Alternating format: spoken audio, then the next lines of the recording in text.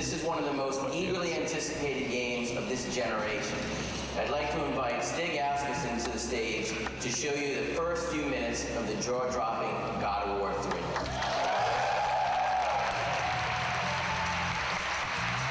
We at Sony Santa Monica Studios are excited to be able to present this live demo of God of War III. God of War III is the final chapter in our fantasy trilogy based on the dark side of Greek mythology. Now our design director, Todd Pappy, will take point on the controls, and we'll get into our demo.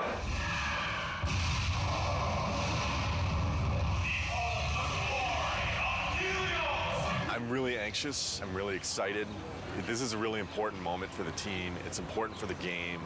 I hope that we make the impression that we always strive for.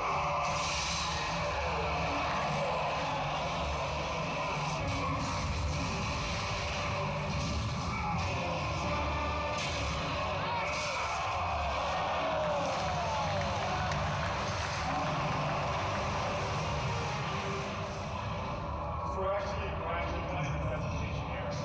I think it's best that everybody gets their hands up. But the demo is now live at Show 4, and we have an extra 20 minutes of gameplay so you can see how it ends. God of War III is due for release March 2010. Thank you. One line.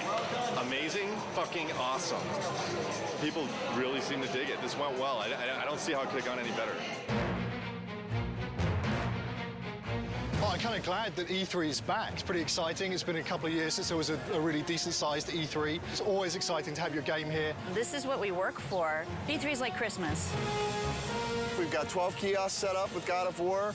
We had a great time last night setting it up. It was actually, we got there, the Sony booth was relatively quiet.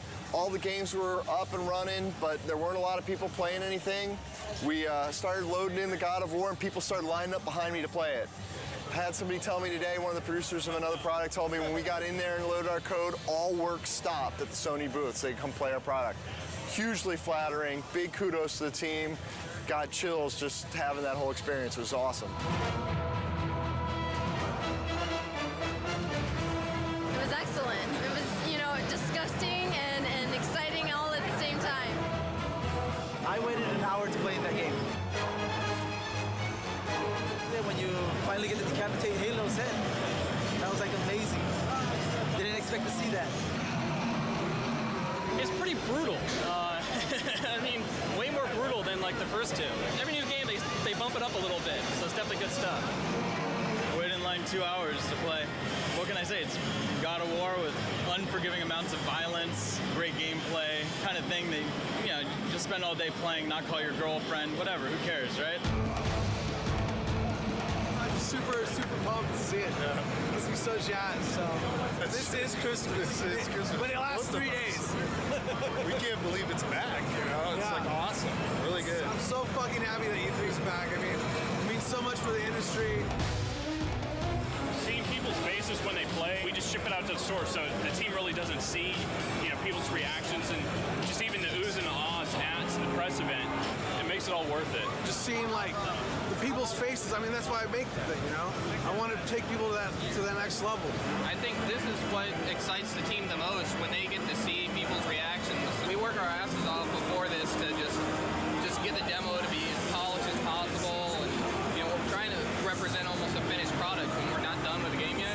So by the end of this, we're so drained, put so much energy into it, that all this energy coming from the outside just builds us back up and gives us that ability to finish the game.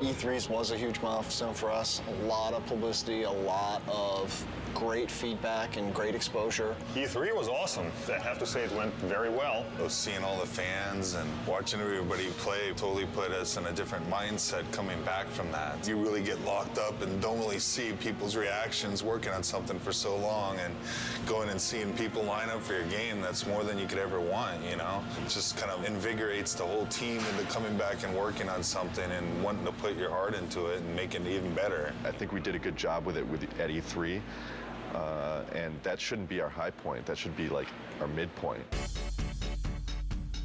Alpha is when the whole game from start to finish needs to be in one bag. It can have placeholder assets, but you can fly basically through the whole game or walk through the whole game, and everything's represented in approximately the way that it will ship with.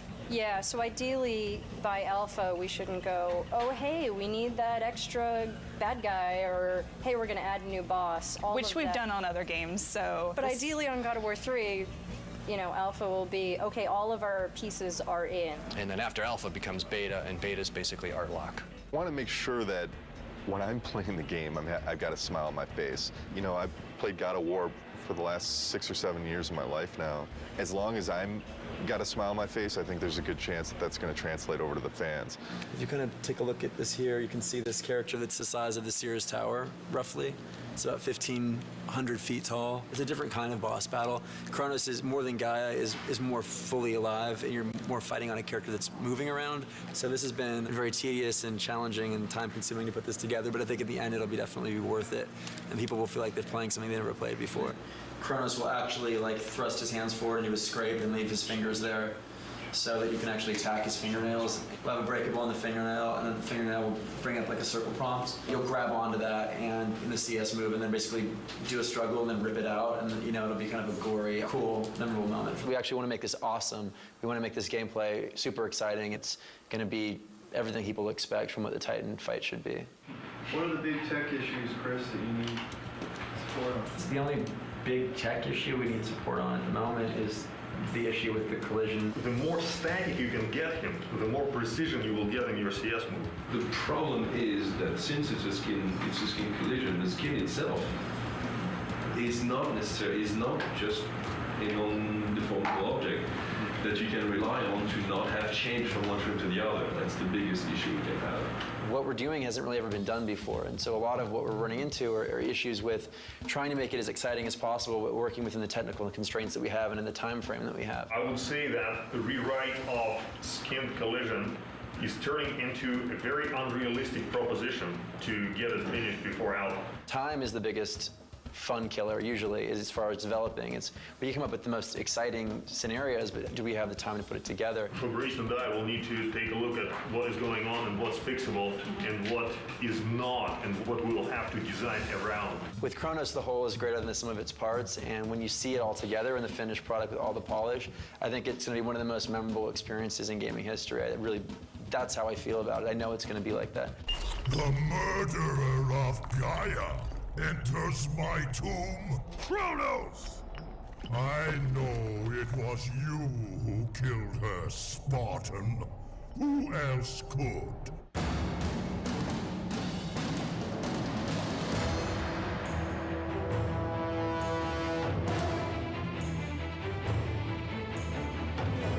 About a month back, maybe 6 weeks back after Alpha, we were looking at the end of the game and we felt like there was a lot of fighting and it didn't really tie into the story. We had a couple brainstorming meetings and we came up with this idea that it would be really cool to go inside Kratos' head.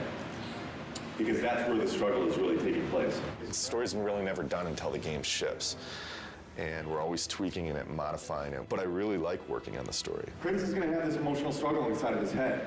And, you know, really the object of this game is he has to realize that he has hope inside of him, the power of hope. And that's what he originally got when he opened up Pandora's box. He didn't get the evil things, he got the good things. And I think it's going to be really, really fitting end to the trilogy. Keep in mind, you know, we're very close to beta here, and this is the big stretch. And we really, really, really got to be zipping things up. Let's do it.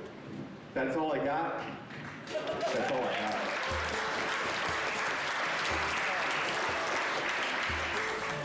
This is the third Halloween. I think for many it's probably a big relief. We're less than 3 months away from being done. It's been 2+ years. It's been an incredible journey. We've overcome so many pitfalls along the way with change of personnel, project redesigns. Despite all that, we've managed to continue to elevate and continue to push ourselves and continue to make the best products we as a team can do. And I think God of War 3 is living up to that. To complete the third one is pretty amazing. We always tried to hit the highest mark we possibly could, and I think we've done it once again with this one. So we're gonna have to wait and see what the fans think, but I have really, really high hopes. Completing a trilogy is something I never did in my life, you know, and completing something like this is very special, you know, something that means a lot to me. Sentimental moment. This is truly one of the best teams I've ever worked with. I mean, across the board. I've worked with teams that were really strong on the art side, or really strong on design, or really strong on technology, but this is the only team I worked with that fires on all cylinders. The team faced a lot of challenges. The interesting thing is that this team has always faced challenges, and it sounds kind of cliche, but they're really good at facing challenges. Yeah, I agree 100%.